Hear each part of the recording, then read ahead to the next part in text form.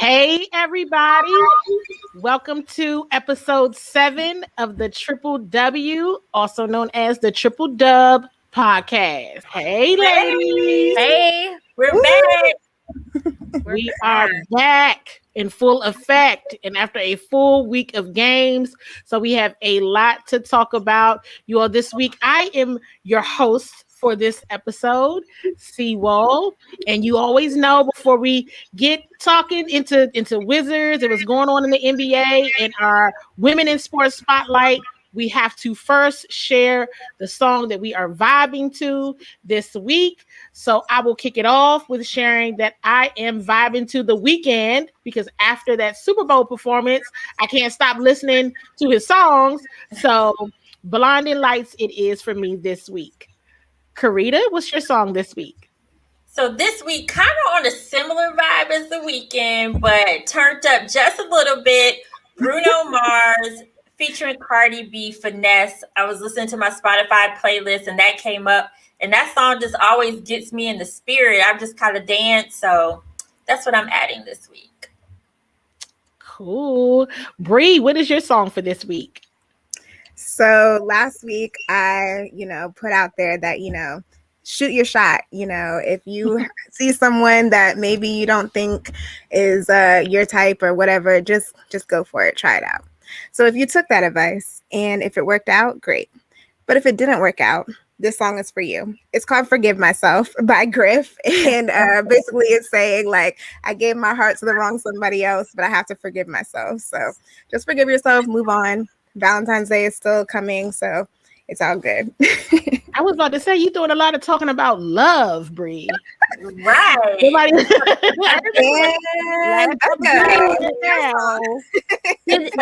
the guy not ask you to be his Valentine? What happened?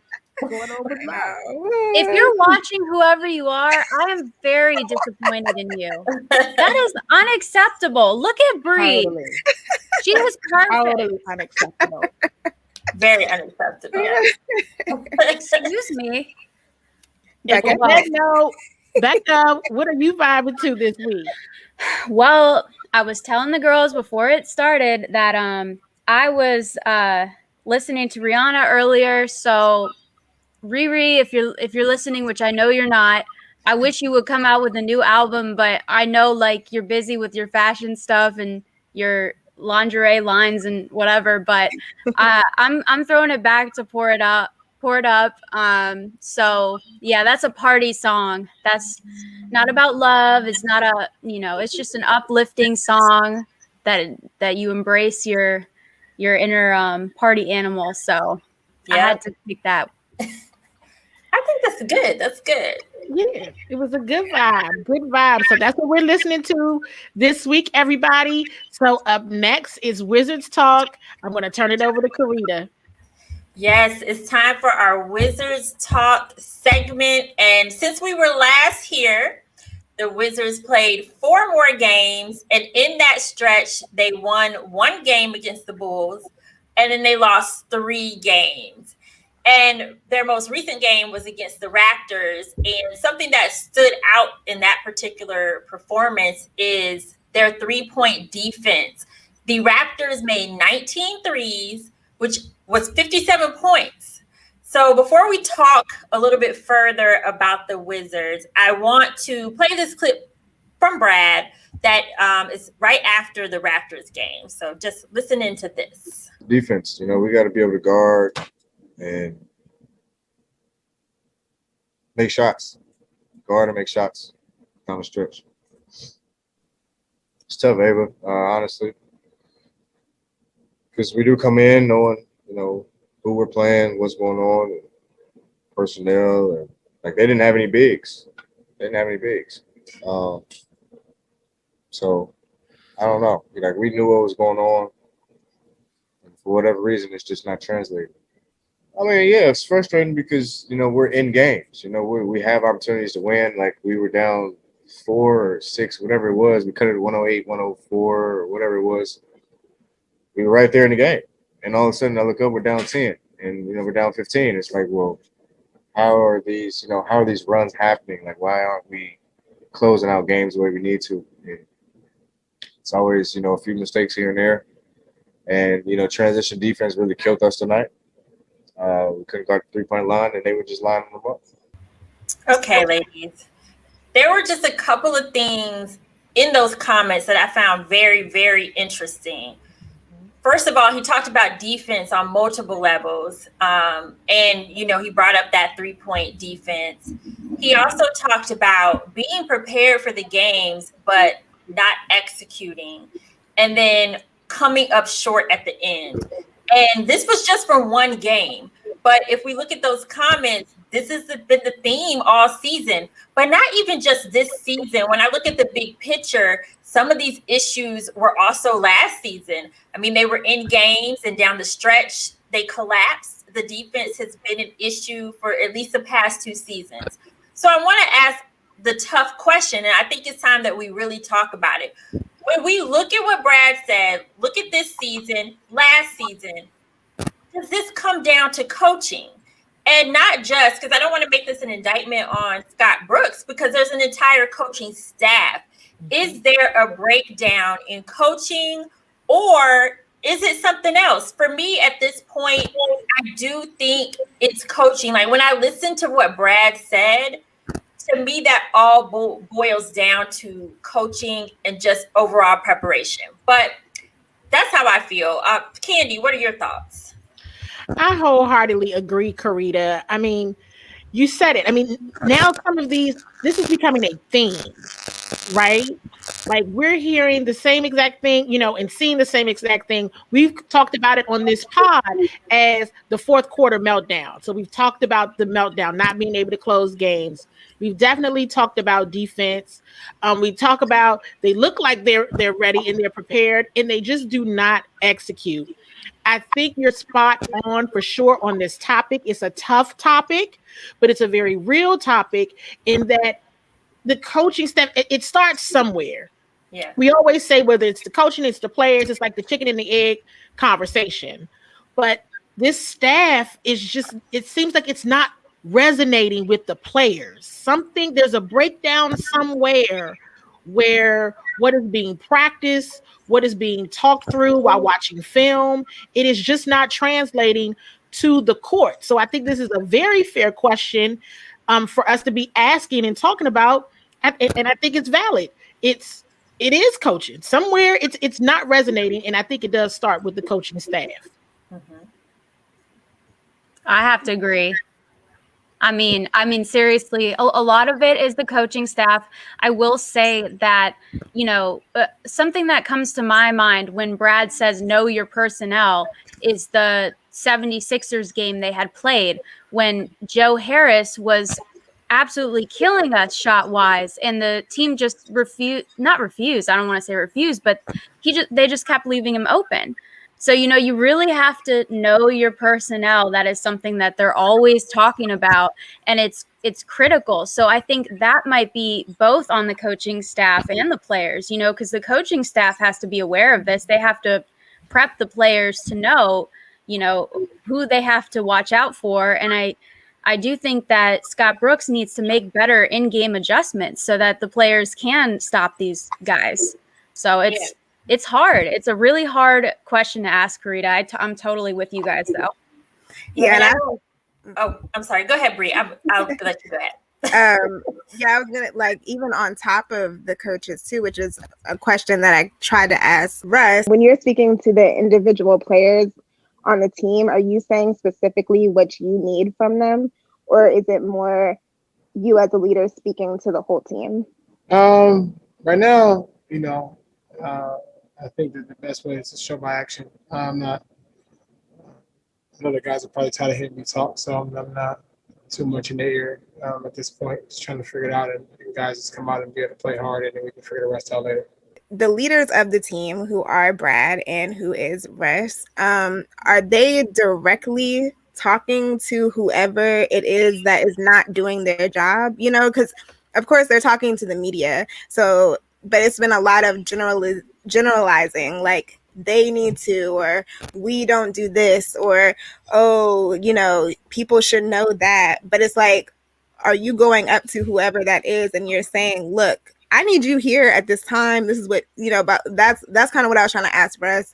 I think that would help. I mean, hopefully they are doing that, but I think on top of whatever the coaches are saying, like players are going, they receive feedback better from other players, and especially from someone like Brad, who is dominating the league right now. So I think it's a combination of both. That's definitely the in-game adjustments for the players too. The coaches can make that, but Scott Brooks can put certain people in, but Brad can definitely have his eyes open and say, hey, Garrison, you have to stay on this person X, and Rui, you have to stay, or you're not getting the spacing right with this person. But, like leaders, it's a hard job to have, but I mean, it is, it is up to him and it's up to Westbrook, right?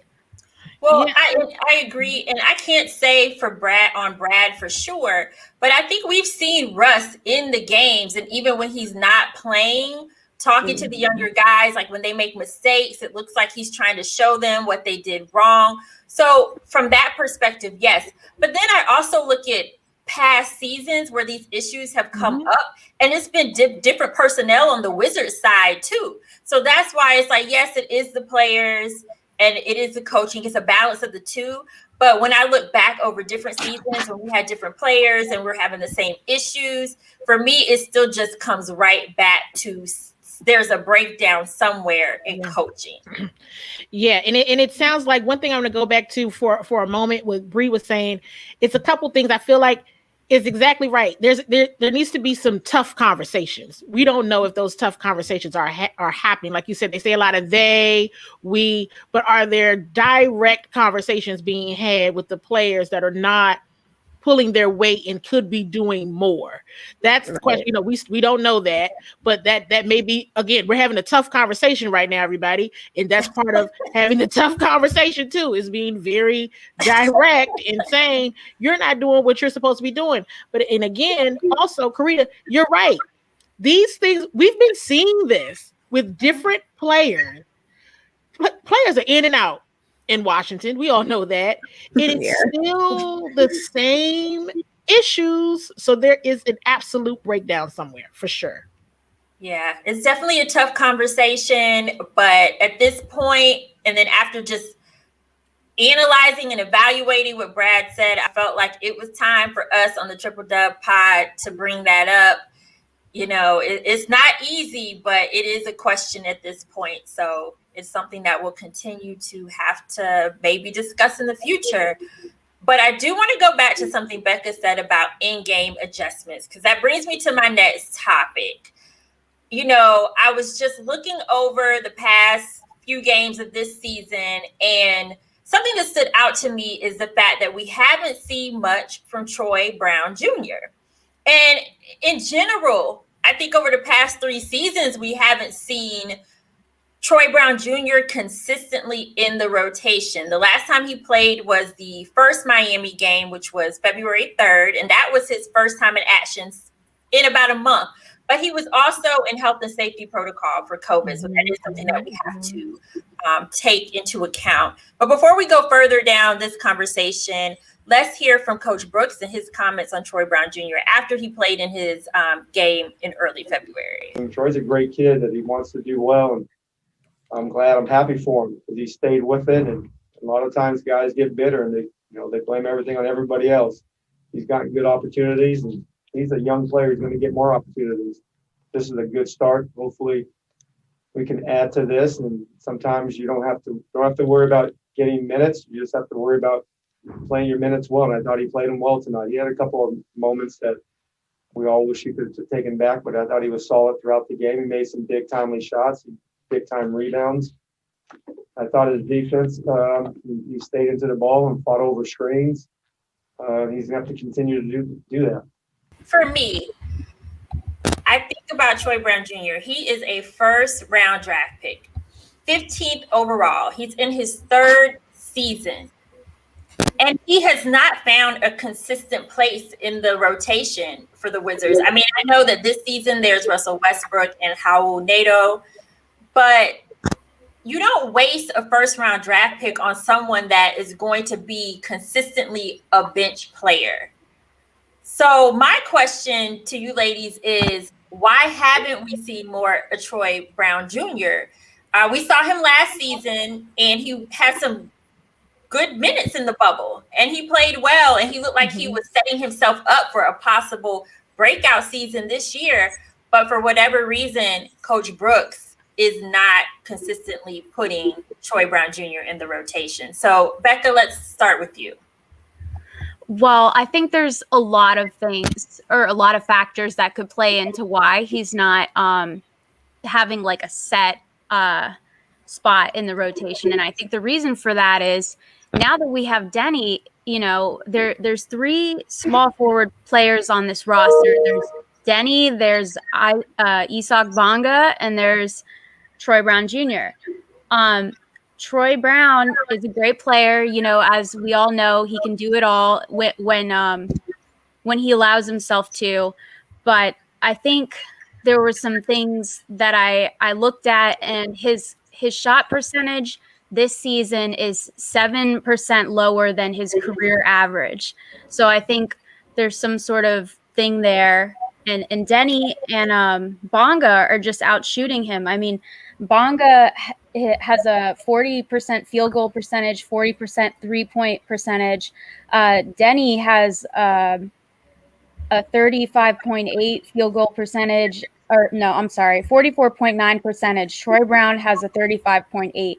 So I just think he's getting outplayed by his peers. And I think when they see Denny, you know, accelerating the way he has been since he first started here, they're going to want to focus more on getting him more exposure. But unfortunately, it's kind of hard. And another thing, too, about this is we've all seen that Scott Brooks is pretty heavy with his 3-guard lineup. He always puts the guards in at the same time. So that kind of resorts to Troy Brown Jr. fighting with people like Ish Smith for his minutes, you know? So I think it's because of Scott Brooks that Troy Brown is not getting his consistent touches.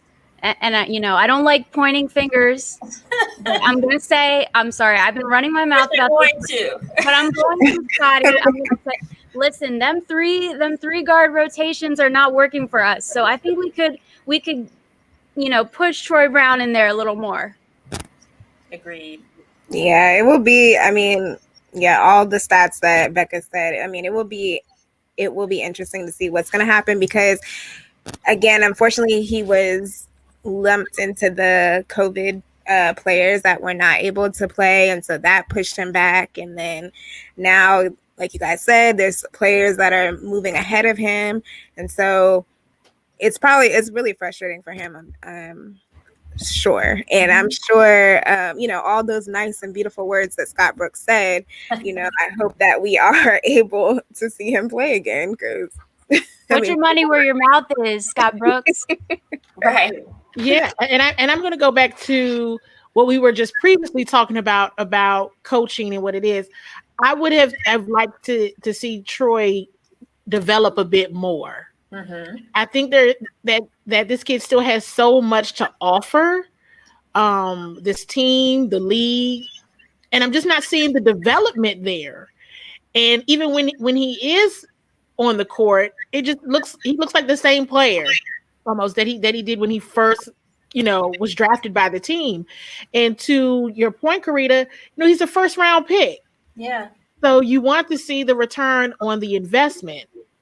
And I don't know, you know, in some instances we hear you got to play it out. We got to keep you in the game. We got to play it out and do that. But we're not seeing that with Troy. So it's like not seeing the development there, not seeing the growth there. But I think that's unfortunate because I think that he can be a really great all around player.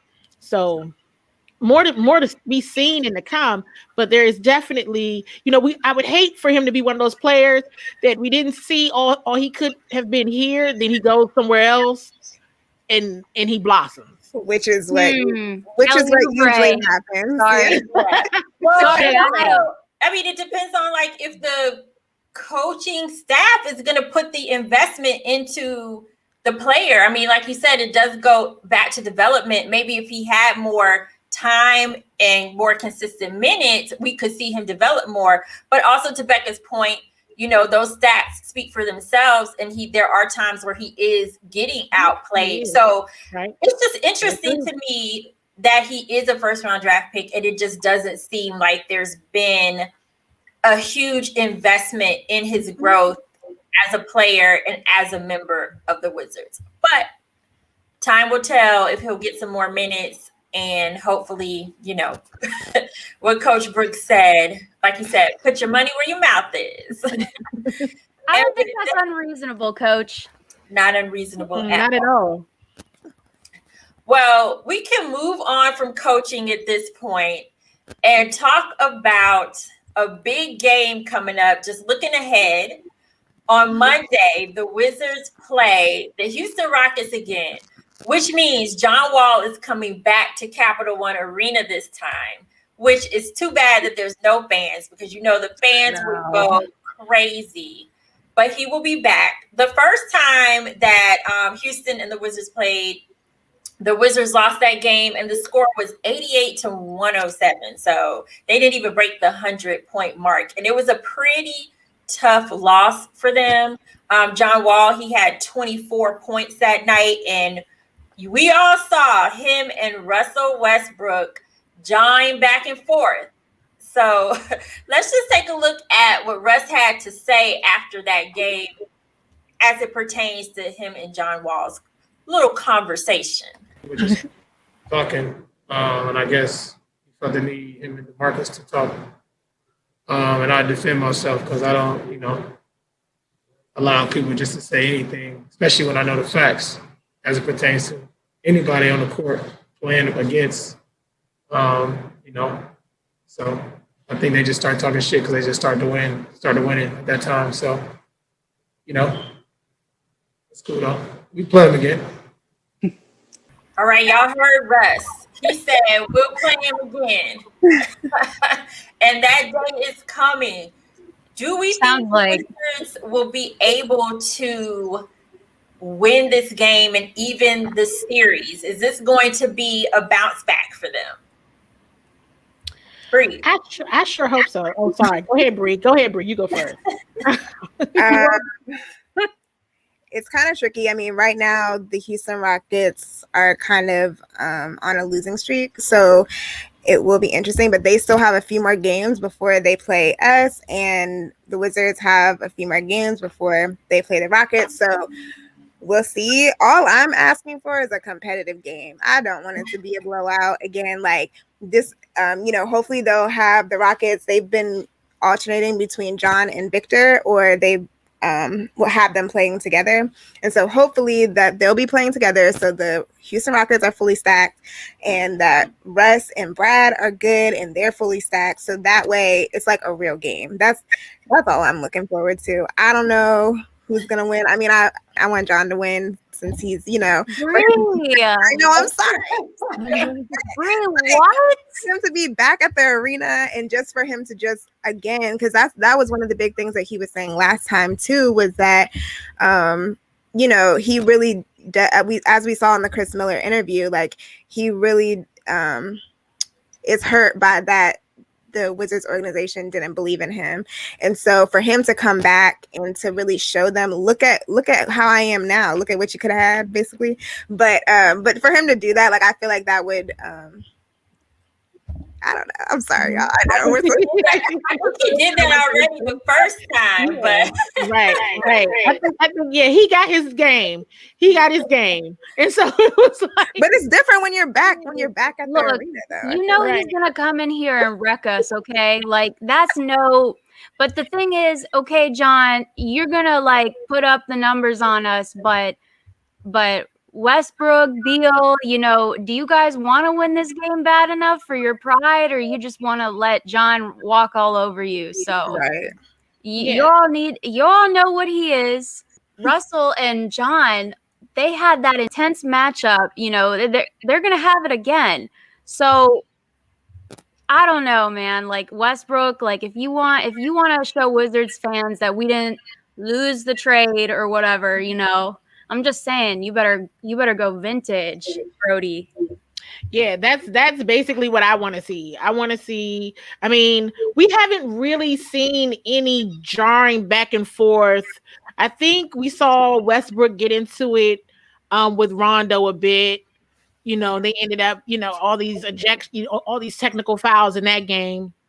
But I think this game, because of what Russ said in that post game, like we're gonna see them again. I feel like he took it personal, whatever it is. So I know in John's presser that was posted on our Triple Dub page, and in other conversations as well. I mean, he's going to give credit where credit is due to Westbrook. Everybody's going to give Westbrook his flowers and his love. And Westbrook been kicking their butts for years, and now it's like, Westbrook is becoming like the old guy out there. So it's like, hey, Brody, don't be the old guy on Monday. Show them you still got it. And Put let's your go cane away. Put your cane away, Russ. Yeah, let's go for it. Let's go. Russ is healthier this time than he was the first time. Yes. Right. So I want to see if he can bring that smoke for real this time, because he sounds like he's ready. And like you said, he took it personal and he did not forget that. He said something about, I know the truth. So apparently this had to do with the trade. So I'm looking forward to seeing that Russ and John Wall matchup this time around, and hopefully it's a little bit more even. So yes, we want to see a game. Give us a game. Yeah, no blowouts allowed. Okay. No, we don't want to see Brad on the bench, because that was the game he was on the bench looking pitiful. We don't want to see that. Everything was all wrong that day. Oh no, that was terrible. Well, just to close our Wizard segment on some good news, just going back to Brad really quick. Recently, he became the one player in the league to have 14 30-plus games. So he's leading the league right now in that category. And also, Candi brought it up last week regarding the All-Star votes. And once again, our guy, Brad Beal, is leading the guards #1 in voting. So he should be an all-star this year. Looks like he's headed that way, and the fans are in agreement. Yes. So with that, I will turn it over to Becca for what's going on. Well, guys, what's going on? There is always a lot going on, but I felt this episode we should highlight all the great things that the Wizards are doing for Black History Month, because they did put out a presser and they are doing a ton of things. So I think that should not go unnoted. So I'd like to start off with the first thing that they're doing is they're going to be highlighting Black-owned businesses in the DMV area. They're going to be talking about 6 businesses throughout the month. The first one they did was Henry Soul Cafe, and I was like salivating at the video because the food looks so good that I actually pulled the clip so we could watch it, and I want to get y'all's thoughts. So let's take it away. Hello, I'm Jermaine Smith. This is Bernard Brooks. It's my sister Henrietta Smith. We're the proud owners of Henry Soul Cafe. We have a total of 2 locations here in the DMV.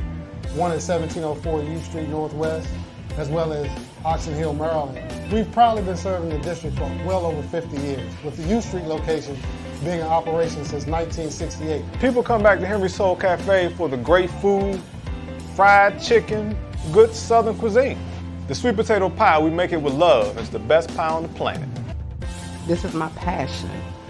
And I have to keep these 2 guys right here in line. But it just reminds me of my dad every day. So he works with me every day. I mean, I look at his picture, the first thing I do when I walk in, and the last thing I do and I see when I walk out.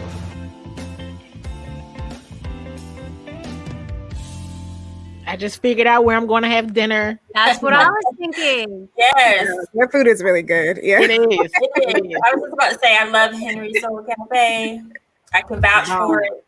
Yeah. Well, I have not been there, so guess what? I will be going there after watching that. So thank you, Wizards, for showing me what's really good around here, so I don't go to McDonald's every time I want to have some comfort food, Besides that, they're going to have the Beat of Capital content video series that will focus on prominent DC Black community music genres. So that's going to be exciting. They're there will be an HBCU night versus the Timberwolves on the 27th. And I know those are some of the most popular games. Every HBCU night I've been to, it's been like completely sold out. Bree was there with me last season. Yes, and I went to an HBCU, so I always rep for my school. Winston-Salem State University. HBCU representative here as well, Hampton University. Yes. Well, listen, those nights made me wish that I went to a HBCU because everybody's so prideful and excited. So, like, I look forward to those nights. Also, there will be crucial conversations for Minority in Sports panel. They will have a virtual roundtable discussion to speak on history, experience, and achievements of Black athletes and sports leaders. So that'll be good for potential young students who are interested in going into the sports industry. It will be available to the public. So that's definitely something to look forward to. The Wizards and Monumental Sports Entertainment Black Employee Spotlight to showcase select employees who have made an impact in their communities and during their careers. So that's always exciting. And last but not least, the Wizards are participating in the NBA shirts that, you know, every year they come out with the shirts that all the players wear. And there's just a bunch of exciting stuff going on. So that being said, ladies, out of all the awesome things that the Wizards organization is doing, is there any that sticks out to you the most that you're most excited about? I don't know if there's one that sticks out to me. I just think that overall, they are doing a lot for Black History Month. And so I think kudos to that. And I do think highlighting the Black-owned businesses is really cool, especially during the pandemic. And any small business, but also Black-owned businesses, it's been great to see them being highlighted because people are paying attention right now. So I just think overall what they're doing is great. But I do love the Black-owned business spotlight. Yeah, you know, I love it all. I mean, between the Black-owned business spotlight, the music, you know, they normally, you know, if we were all in person, there would be, you know, also a go-go night. So it would either be like backyard band or junkyard band, someone there, and we would just have a lot of fun. And of course, HBCU night is always, as Becca already said, it's always packed, it's live. You know, Howard's band will come and play during halftime, and it's just a lot of fun. Kudos to Monumental and the Wizards organization for doing this. They do a lot every year, and they really outdone themselves this year. And it's very much appreciated in the community.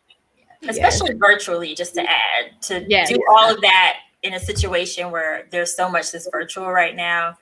I concur with the kudos. Right, to keep it going. Like that's a big deal. And again, like what everybody was saying, with businesses now, it is really hard for people to stay afloat.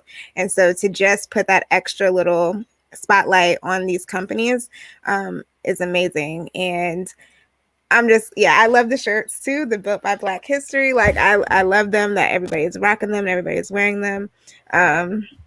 It's just great again. I mean, Black History Month, again, like what they said on their shirts, Built by Black History, like it's a part of all of us. It's not like singling anybody out. Like this is just a time for us to share. We celebrate lots of cultures. So this is just a great time again to continue to celebrate the history that built America. Absolutely. Look, I'm going to Henry's tomorrow, okay? Like I saw that today and I was like, I don't know if I don't know if I missed that ad or the showcasing during the games, but like, wow, I saw that clip. I was like, I have to put it in the podcast today. I think John's foundation. That's what I was gonna say. That's where Carita and I were just there for his. Okay. Yeah.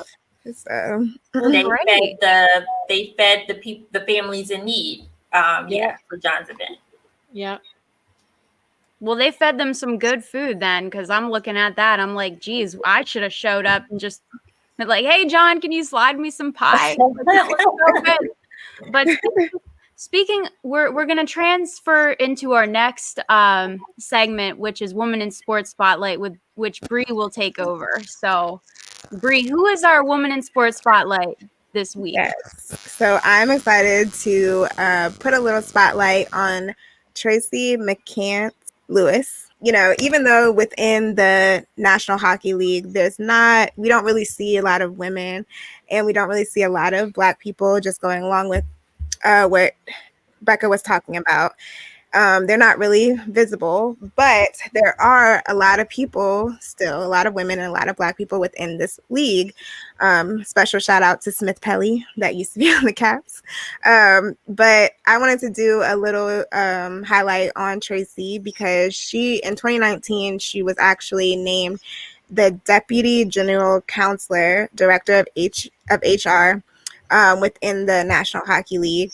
And she didn't have like the same path. Like her path is not necessarily within sports. She was involved with law, and she worked for, she was a director of human resources at a gas company, at People's Gas Company, but she was still able to lead into hockey. And for her, it's a big thing is about representation. She's proud to be a Black woman in this position, and she wants to open up this door for so many other women of color. And here she recently did a panel where she talks about the importance of representation. Representation matters a lot. So again, making sure that I'm making myself available as a representative. And so somebody can look and see, that's a Black woman in hockey. My colleague Zelvina Morrow, also, people look at her, she's a Black woman in hockey. You can see yourself there if you see somebody that looks like you in a position. So I think that's also very important to make sure that we do have individuals that represent what we are looking for and what we are trying to build in our organization, and making sure that they're comfortable representing and assisting us with building more of an inclusive and diverse organization. We've said with most of our women spotlights, women can do it. So it's like just for us to be able to have the opportunity and the space to be able to shine and excel in these fields. And like I said earlier, even though her background is not necessarily sports, just for anybody out there who does want to be in sports, but maybe, it's like you can't be the player on the court, or you can't be the coach, or you can't be whatever. There's so many jobs out here that are just within the company that can really utilize people who come from different backgrounds, whether that's how you look, where you live, what you study, like it all comes together within sports, which is, one of the main things of why I think all of us love reporting on sports. It's just always something interesting to talk about. So yeah, so that's our Women's Spotlight, and happy Black History Month, and follow your dreams. Absolutely. Absolutely. Ladies, we have made it another week, another pod complete. Yeah. And special shout out to everybody that is watching this with us. Listen, follow us on Twitter and Instagram at the W Pod, and follow all of us individually. Yes. We have all of our information right here for you all. As Bree just said, we're always covering the Wizards, the NBA, all sports in the area, and we love it. And we just have so much fun. Thank you all so much for hanging out with us again another week. Make sure you all subscribe and send this to your friends. And let them subscribe too. All righty. Well, we will see you guys at the next pod. Good night. Bye.